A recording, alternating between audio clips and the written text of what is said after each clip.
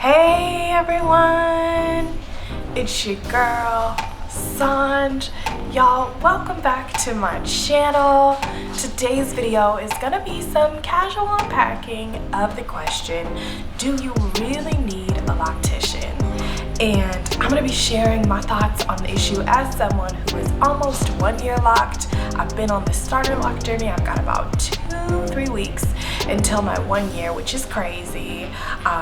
And just share my thoughts and also talk about, if you do choose to have a loctician, how you can find somebody who is going to do your hair right.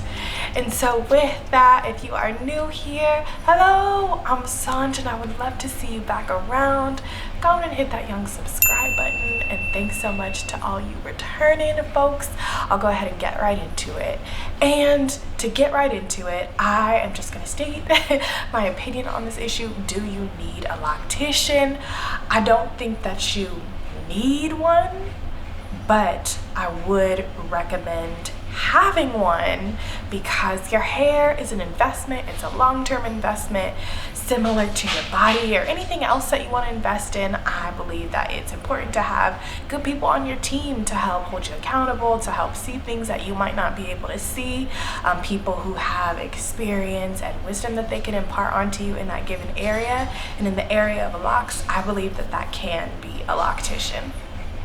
So need, as in like can't do anything without, not necessarily, but it's a good idea to have a qualified person who can hook you up and hook your hair up.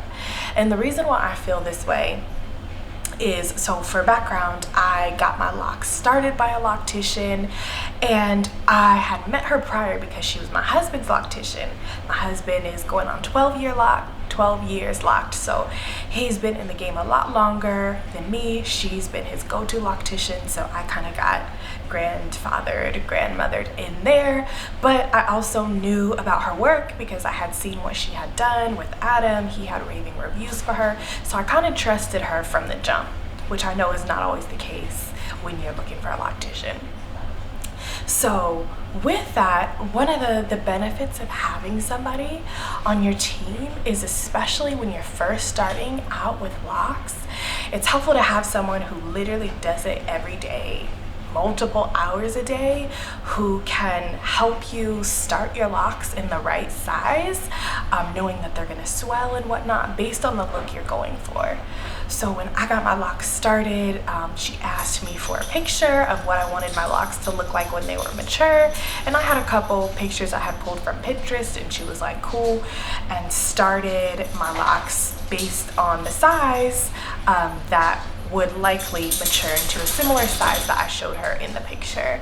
And so that's not something that everybody necessarily has the experience to be able to do if you're doing it on your own. Not to say that you can't, but if there's a specific look that you're going for or size that you want, it might be a good idea to start with a loctician.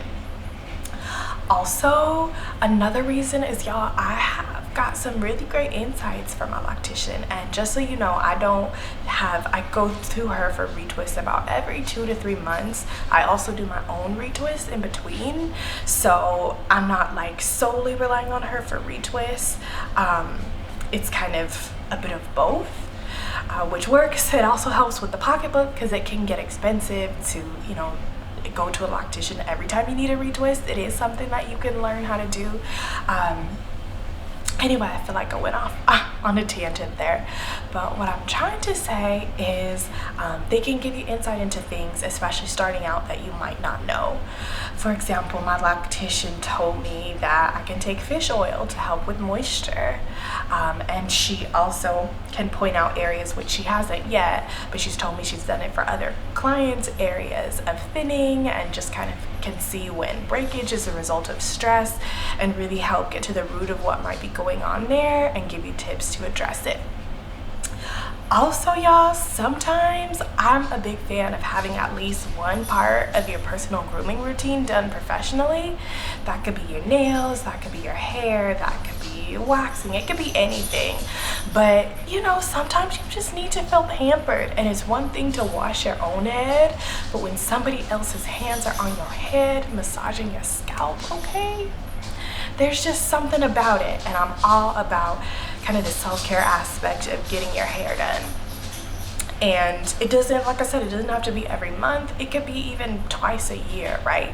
But something that you're doing, you're able to check in with the professional, see how you're doing, get recommendations for adjustments, and then keep it moving. And so with that, when it comes to choosing a loctician or finding a good loctician, I know that that can be a struggle.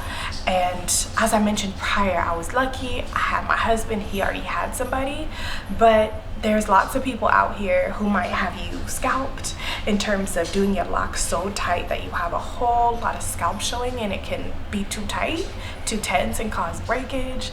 Unfortunately, there's people out there who might kind of struggle in the professionalism area, so they can show up super late or have you in the chair while going out to take a smoke break, have you in the chair for hours before they come back, that kind of thing.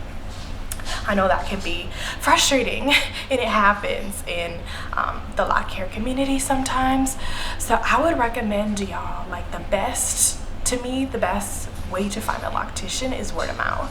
If you see somebody in your city in the street with locks and they look good and they look healthy, like, ask them where they get their hair done.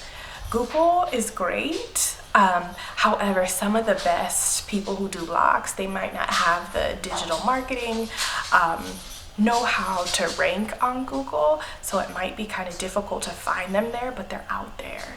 So word of mouth, perhaps there's people at your church, really anywhere that you see. I think that's a great way to find someone. Also, YouTube can be a great resource if there's anybody on YouTube who happens to live in your city who might know of someone and responds to their comments. You can get some recommendations there.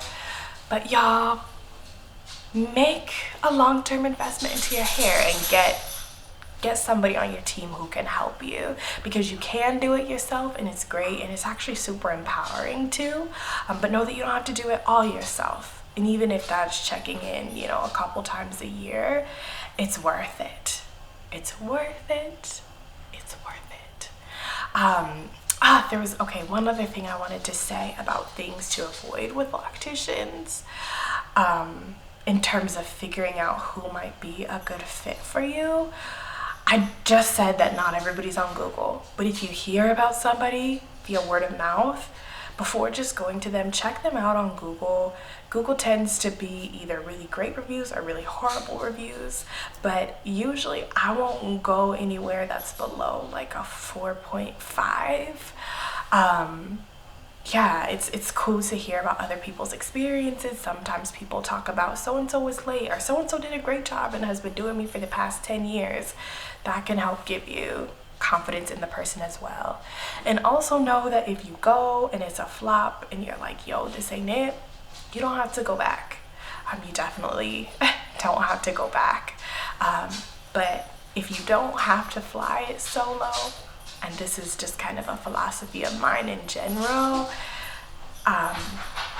you don't have to fly it solo. Find at least one person who can help you out on your journey. And y'all, with that, I hope this was helpful. I hope it's given you some food for thought.